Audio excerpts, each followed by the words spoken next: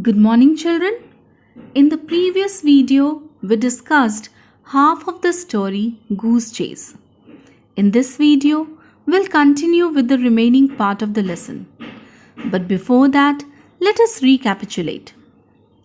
Till here, we read that Beena and her friends came to know about the slaughtering of school geese on Christmas Eve.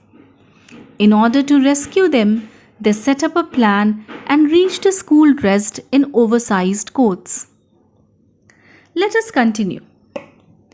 The moment classes were over for that day, the four friends charged out.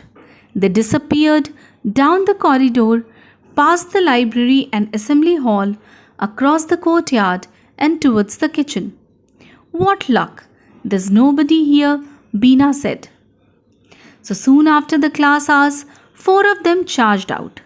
Children, charged out is a phrase which means to rush out or to move hastily from a particular place. So all four girls rushed out and disappeared down the corridor, past the library and assembly hall, across the courtyard and towards the kitchen. So they crossed all the barriers and reached the kitchen and found that place empty. Beena gave credit to their luck for this. Just then, as if on cue, the four geese walked out from behind the bush. "Grab them!" yelled Nishi, forgetting to whisper as she lunged at Columbus. So, as if on cue means at the correct moment. The four geese came out from behind a bush. Nishi, instead of whispering, yelled to grab them. As she lunged means a sudden movement to catch something.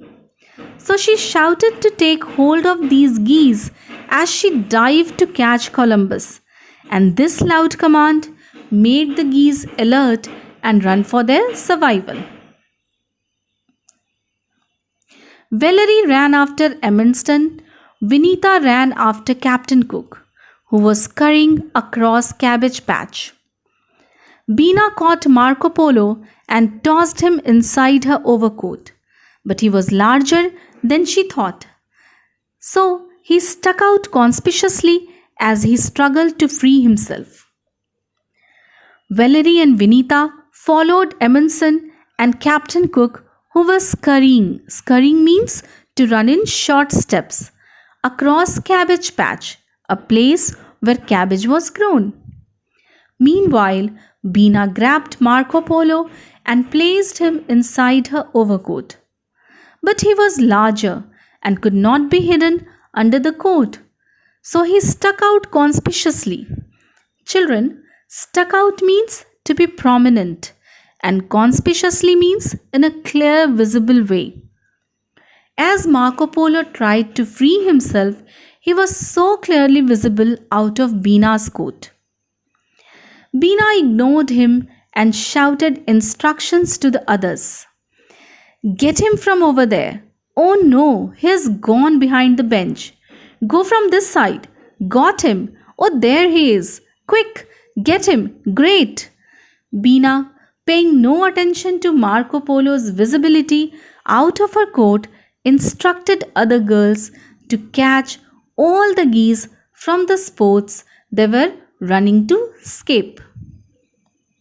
Nishi gripped Emerson tightly. Christopher Columbus, having fled from Valerie, ran round and round a cactus bush. Now, here you could see how difficult it was for them to catch and keep hold on those birds. One caught, another got away. So when Nishi succeeded over Emerson, Columbus ran off around Cactus Bush. "That's enough!" a sharp, authoritarian voice lashed out. The girls looked up with dread. Sister Steele stood in doorway, tall and unapproachable. There was pin-drop silence for a few seconds. Children, let us understand few words mentioned in this paragraph. The first one is authoritarian. It means strict. The other one is lashed out. Lashed out means hit out. and dread. Dread means fear. So when Beena and others were chasing the geese, they heard a strict voice, and that was the voice of Sister Steele. The girls looked up to her with fear. With her tall and unapproachable figure, she was standing in doorway. Then, as Valerie and Vinita whirled round, their prey fled, cackling loud to safer pastures. Sister Steele looked sternly at them.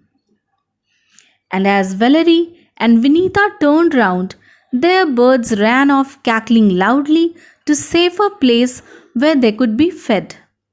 This made Sister Steele even more firm and thoughtful. Now what is this about? She asked in a quite icy voice. Your idea of fun, is it? There was a deathly silence. And then Sister Steele asked about all of it very strictly. She also mentioned it a fun for them. Hearing this, there was a deathly silence.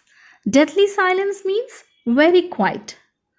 So, the misinterpretation of the incident by Sister made the girls extremely silent out of fear. From inside Beena's coat, Marco Polo gave an indignant squawk. Beena dumped him on the ground. He shook back his ruffled feathers indignantly and trundled off. Nishi put Emerson down and he too waddled off. Just then, Marco Polo, who was under Beena's coat, squawked indignantly. Children, indignant means showing anger because of ill treatment, and squawk means to utter a harsh, abrupt scream. It was then Beena put him on the ground. As he was kept on the ground, he shook his uneven feathers in anger and trundled off. He moved off slowly and noisily. Nishi too put Emerson down, and he too waddled off. He too went off from Nishi's side to another side. Sister Steele said sternly, So what is your explanation? The four of them exchanged glances. Looking at the geese taking out from their coats, Sister Steele asked for their explanation. In response, they looked at each other. We didn't really mean to, Sister Steele. We just thought it was cruel. We are so fond of them. It's not fair to eat them. We love them so much. After all, there are so many other animals in the whole world. Why eat these? And then all of them started to give their explanations for what happened. Sister Steele raised one hand to silence them. One of you explain. Beena explained. So when all of them began to speak together, Sister Steele interrupted and said one of them to explain. Beena, who planned for all this, explained everything. Rescuing them? Sister Steele roared with laughter. Whatever gave you girls the idea we're going to kill and eat them? Certainly not. They are yours to play and look after. So when Sister came to know the fact that their intention was not to harm but to rescue the birds, she laughed and declared that the birds and other animals kept in the school were not to kill and eat. They were kept for children to play and to take care of. Thank you, Sister Steele. 4 relieved voices sang in chorus. So eventually, all of them thanked Sister Steele together, and now they were relieved from the anxiety of the geese slaughter.